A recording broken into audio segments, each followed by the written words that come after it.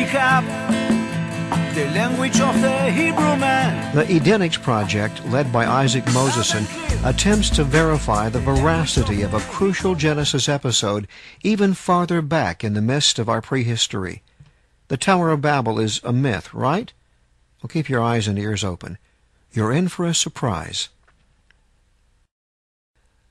How old is the idea that all humans spoke Edenic, which is most like Biblical Hebrew?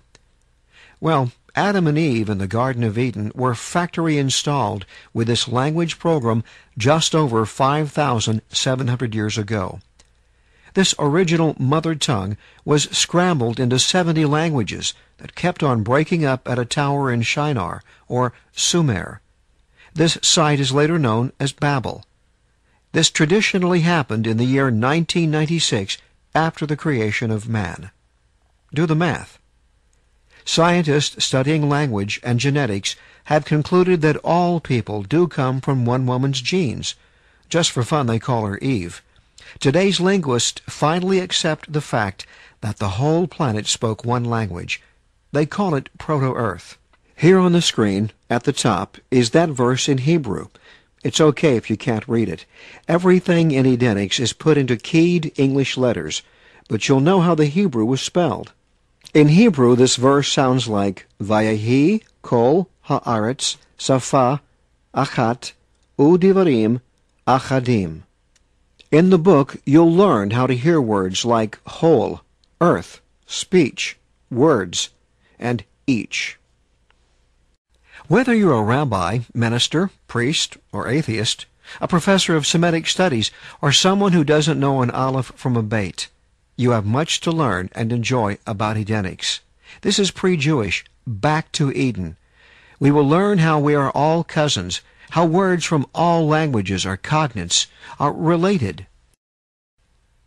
In Edenics, we discover that language was engineered. Sound is sense.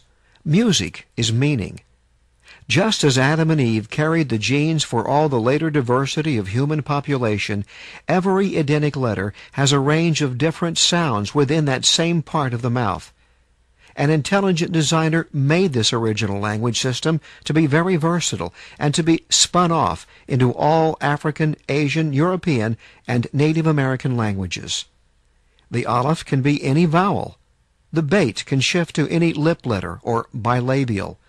The gimel can be heard as any throat letter or guttural. The dalet is normally like D, but it can become the other tooth letter or dental. The lamed is like L, but in another language it can slide over to the other tongue letter or liquid. Mem and Nun, M and N, are interchangeable nose letters or nasals. Zayin, Samik, Zati, and Shin are whistling letters or fricatives. All human words are made up of these 7-letter sounds, just like every song is from Do, Re, Mi, Fa, So, La, and T. Shoresh is the Edenic word for root or source. Can you hear source in Shoresh? One of the reasons why our scholars missed finding the Edenic roots in all words, besides disrespect for a silly old Bible story, is because words usually disguise their roots with prefixes before them and suffixes after them. Even when we get irregularity down to regular, many people wouldn't think of Edenic ragil, meaning regular. So even the AR at the end isn't the subroot of 2 or usually 3 letters. What happens when faith becomes a routine? Well, then religion becomes too regular.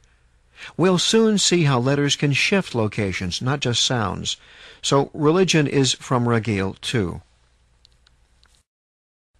Do you like chemistry, or botany, or physics? The creator of our Edenic language created all these sciences. Consider the formula xy plus yz equals xyz. xy is our first subroot. It is fe resh in feri, a fruit or botanical product. YZ, our second subroot, is the resh het in rayak, a scent or smell. Is there a better chemical formula or poetic haiku than fe, resh, het, ferak, or flower? It conveys at once the sense that it is a botanical product, and that every fruit is a flower first, combined secondly with the idea that there is a scent or smell. And this information is encoded in just 3 letters. Most Edenic words have a 2-letter subroot and a letter before it or afterwards that differentiates it from its built-in synonyms and antonyms. Back in the year 2005, it was thought that there were only several of these double-root words, but now it appears that there are dozens. Some of these are found in the Edenics CD number 3. Most are a bit complicated, so Kelev, dog, provides an easy example. If you know cats and dogs, you are aware that dogs are all emotion. In Edenics, that's kol, or all, plus lev, heart. They will courageously face certain death to protect their master, and their loyalty is legend. The YZ, or second element here, the lamed bait, is most important in wolf words like lobo, lupus, and the LV in wolves.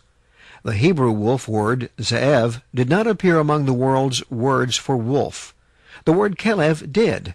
This earlier term for canine kelev was better called Edenic and not Hebrew.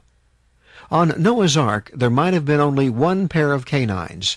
The Adamic canine and his lovely bitch had all the genes for later foxes, hounds, wolves, jackals, and the thousands of later breeds. The same story with human and human words, Edenic words. There is a large chapter devoted to word families in the origin of speeches. On the left there is a mem-nun, or MN family of amounts. Backwards or forwards, MN or NM allows you to follow the money and to link amount with number. Edenic mean, from the larger amount, is the ultimate source for words like minus and many. Edenic is the ultimate source no matter what languages an English word is from. Moon is from Greek mona. Mona means to count in Edenic. People counted time by checking the sky many moons ago. On the right is a word family built on Shin, Fe, Lamed, or SPL. The 2-letter subroot here is Pe Lamed, as in nafal, to fall. If you fall in a test, you fail. We fall asleep.